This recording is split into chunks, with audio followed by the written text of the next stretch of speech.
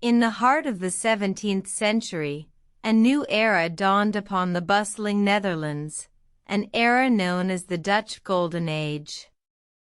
This period was marked by political stability, economic prosperity, and the blossoming of the arts, particularly in the realm of painting.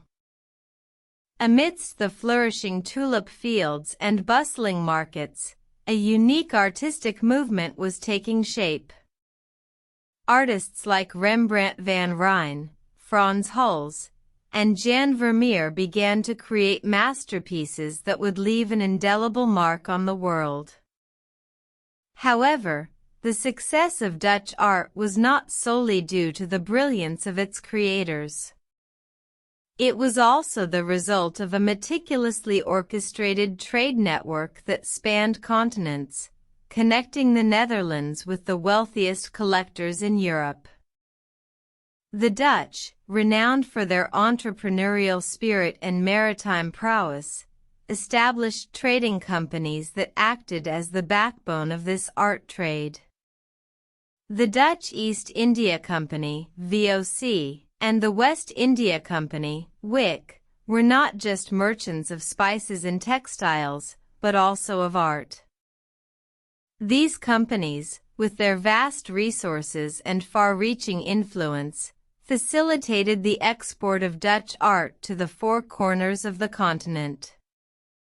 They navigated the complex web of European politics, carefully courting the patronage of kings, queens, and nobles, securing lucrative contracts for Dutch art. The art trade was not without its challenges. Theft, forgery, and fraud were rampant, particularly during the long and perilous sea voyages.